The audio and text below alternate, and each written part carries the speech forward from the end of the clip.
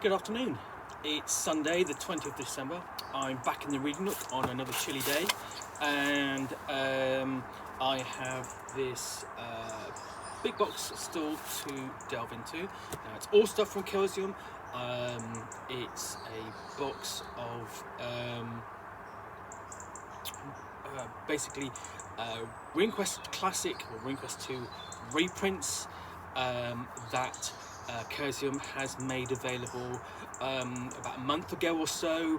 If you've not got any of these, I do recommend you go and have a look on Chaosium's webpage, because until the end of the year they're all 25% off. So it's a good opportunity to pick up books that you might be missing. So far out of this box, I pulled out the Gateway Bestiary,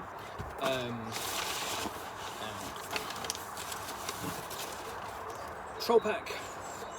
Okay, and the next one down below is Cults of Prax. So let's just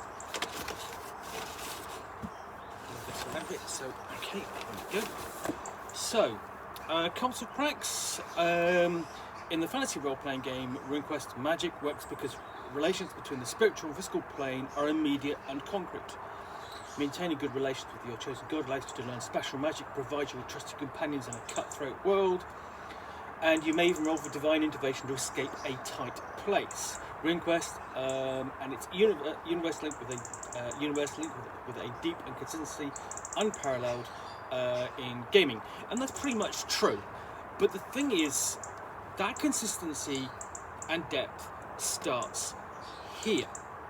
Okay, this is really quite an important book.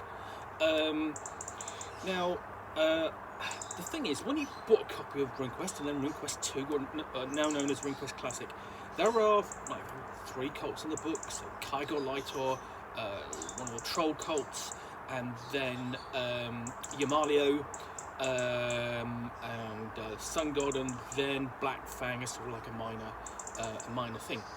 And the thing is, that's not really enough kind of cult or background for you to dig into at that point, just in the core book. And this is where this comes in, because it presents essentially the mythos and the history, the cult organization, its membership, and basically associated or subservient cults, and miscellaneous notes on essentially 15 different cults that you can join. All of them essentially associated with Prax, the area to the east of Sartar. Now, Sartar, essentially in Dragon Pass, is the focus of the role-playing game, RuneQuest role-playing Glorantha at the moment. Back in the days of RuneQuest Classic, it was about Prax and Parvis and all around there. And this book takes you through essentially a travel log by one character as he travels through the land, discovering more and more about the different cults. Basically, it's his experiences moving from one cult to the next as he travels up and down the land. So the character is a Biturian Varosh, essentially a wandering merchant priest from the Isari's Golden Tongue cult. And his records eventually found their way into the Johnstown Compendium, and essentially they're basically from the year 1614 to 15 ST. So this is basically this map here matches the area of Prax and shows his travels. So over the course of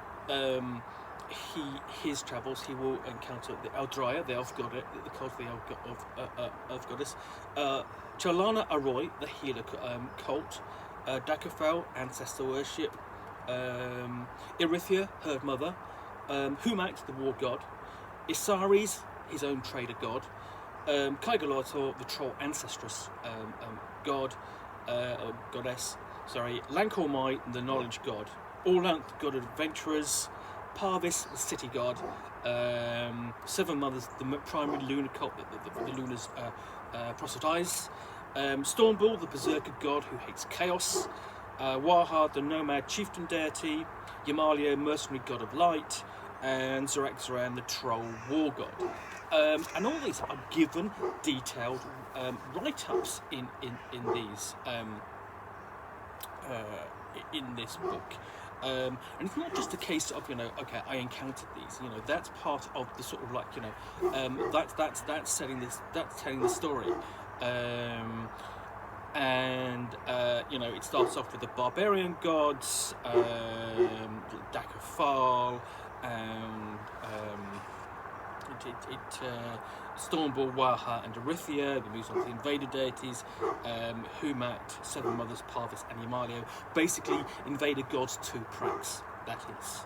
Then members of the Lightbringers, Isaris, Chandler, Roy, Lankormai, and Orlanth. And of course, lastly, the non-human gods, Kygo Lightor, Xeraxaran, and Aldraya. You have appendices at the back. And these cover cult compatibility, i.e. which cults get on with each other.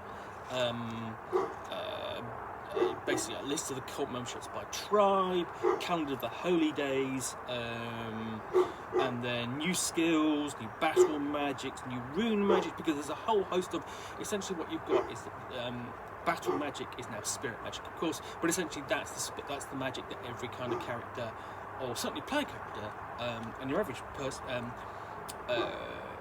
initiate or even is able to cast a spell or two.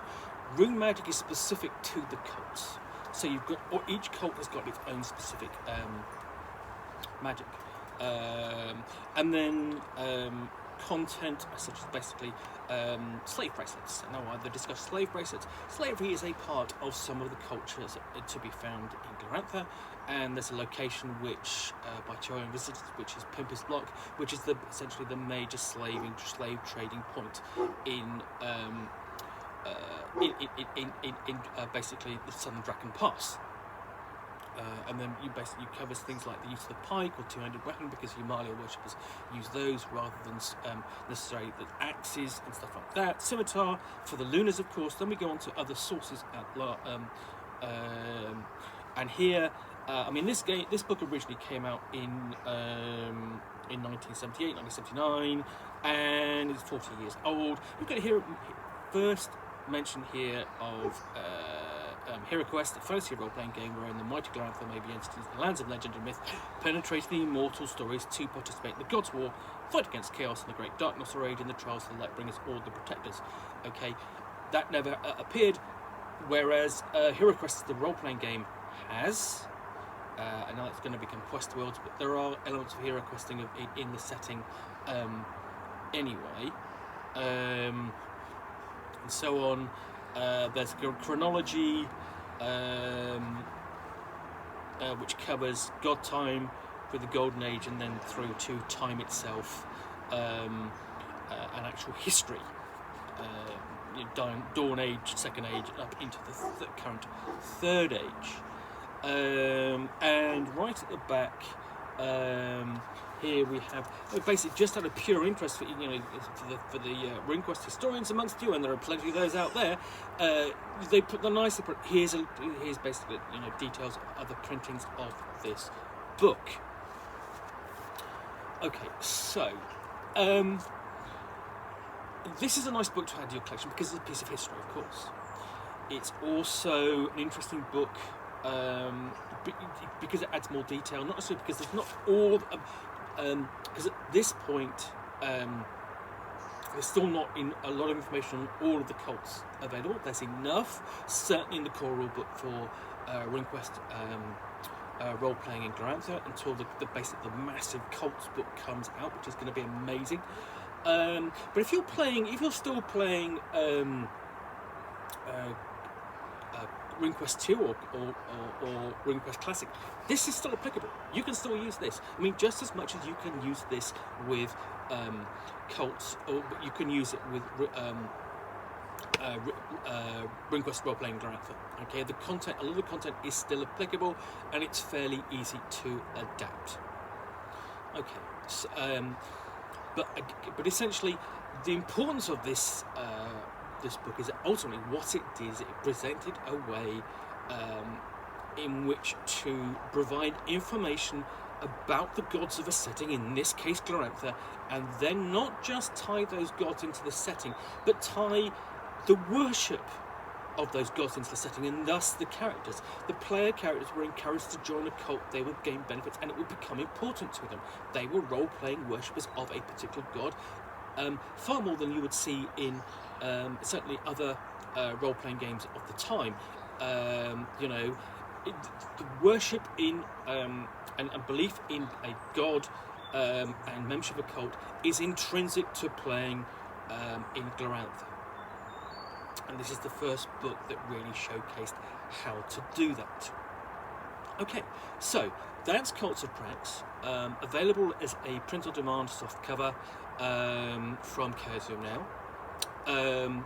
There's a full review of Cults of Prax on my blog, Reviews from Really A. I will put a link into that down below. If you enjoyed this unboxing, please like, please comment. I will endeavour to respond. And if you've enjoyed this unboxing at all, there will be more, so please subscribe. Thank you very much for watching. I will be back with another unboxing soon. Bye for now.